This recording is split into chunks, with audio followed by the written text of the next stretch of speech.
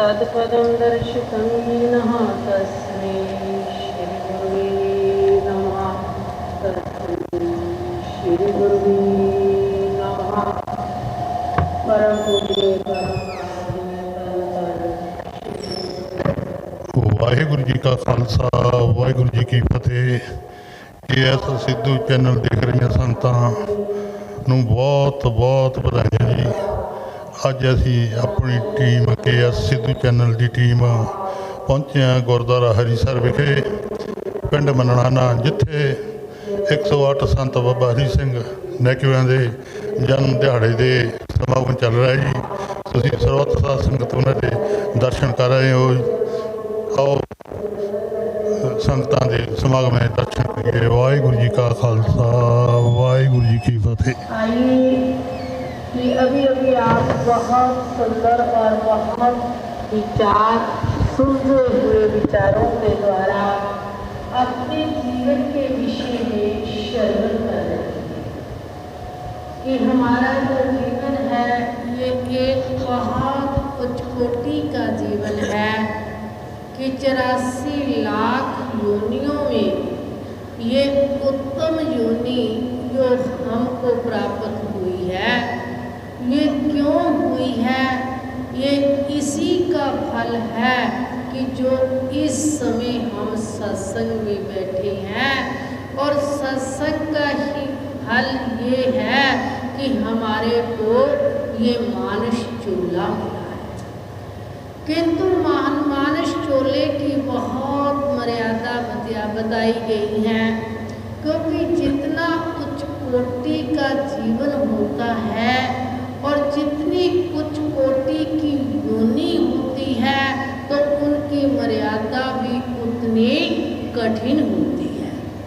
किंतु हमने यहाँ आकर अपने जीवन का लक्ष्य यही रखा है कि खाओ पियो मौज उड़ाओ, यही जीवन का लक्ष्य है। यदि यहाँ तक सीमित है, उसके विषय में एक पंजाबी के कवि ने बहुत सुंदर वर्णन किया है। यदि उसी को समझ लिया जाए तो आपको अंतर पता चल जाएगा कि बाकी योनियों से ये योनि क्यों बढ़िया है। जैसे कहा, खाना पीना सोना ये तो पशुओं का भी काम है, बंदे में बस फर्क यही जपे प्रभु का नाम है। किंतु प्रभु का नाम हम कहाँ बैठ के जप सकते हैं?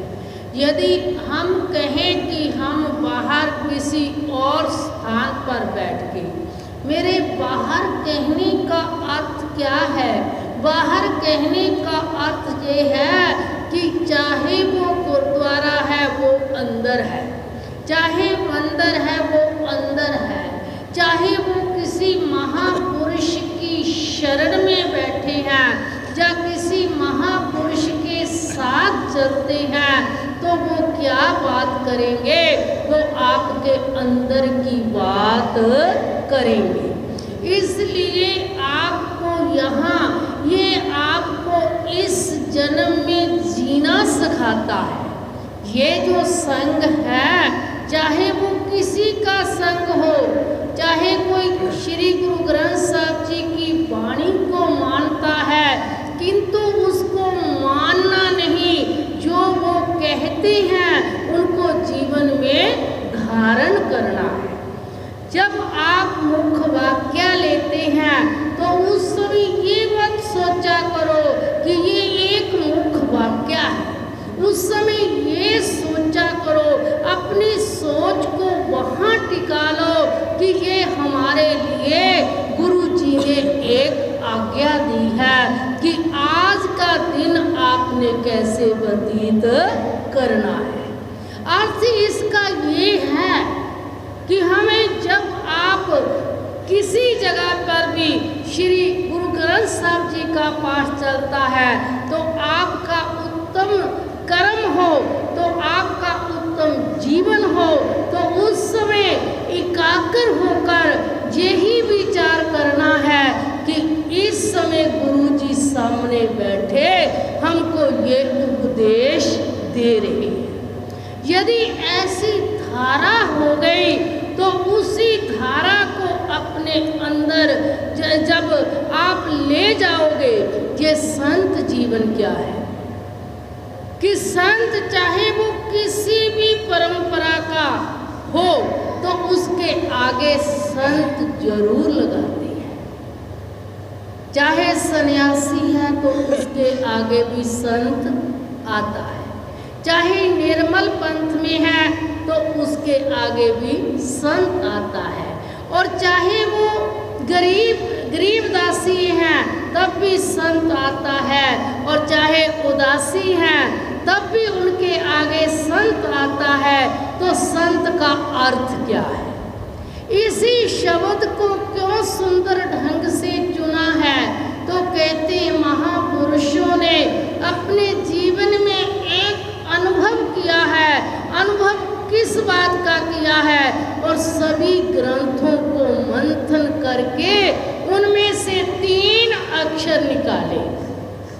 वो 3 अक्षर निकाल के उन्होंने कहा कि इतनी उच्च कोटि के ये 3 अक्षर हैं और इतनी मेहनत से ये ग्रंथों से निकाले हैं, अब इनको कहाँ रखें? इन शब्दों को हम कहाँ रखें? क्योंकि इसका अर्थ बहुत गहरा है, और इसका अर्थ गहरा है तो इसको देखो, जितनी मेहनत से कोई वस्तु प्राप्त की होती है तो उसको हम कहते हैं कि इसको संभाल कर रखें। तो उन्होंने कहा कि ये एक किसी भी वैरागी के आगे, किसी त्यागी के आगे और किसी भजनानंदी के आगे लगाएंगे तब ही ये सुरक्षित रहेगा। तो वो निकाल के एक संत शब्द बना दिया। वो संत शब्द किसका है? उन्होंने कहा कि ये 3 धारा है। जिसके हृदय में 3 धारा बहती होती है तो उसी के आगे ये शब्द लगता है। वो 3 धारा क्या है? पहला है स का अर्थ है सिमरन। जिसके जीवन में सिमरन की धारा बहती है उसी को क्या कहती हैं? संत कहती हैं। और दूसरा है न का अर्थ है नम्रता। नम्रता जिसके जीवन में है उसी को संत कहते हैं। और तीसरा है तो, यानी कि स का अर्थ है सिमरन और न का अर्थ है नम्रता और त का अर्थ है त्याग। जब इन मूर्तियों को हम देखते हैं तो ये मत सोचना ये कौन है, ये हमारे जैसे हैं। उस समय आप 3 धारा को प्रणाम करते हैं। हम धारा को, सिमरन को प्रणाम करते हैं, हम नम्रता को प्रणाम करते हैं और हम त्याग को प्रणाम करते हैं। ये सभी ये 3 धारा की मूर्ति आपके समक्ष में है और आप इनसे कुछ भी प्राप्त कर सकते हैं। इतना ही कहते हुए मैं अपनी वाणी को यहीं पर विश्राम देती हूँ। यदि कहने में कोई त्रुटि रह गई हो उसके लिए क्षमा चाहती हूँ। बोल वाहेगुरु जी का खालसा, वाहेगुरु जी की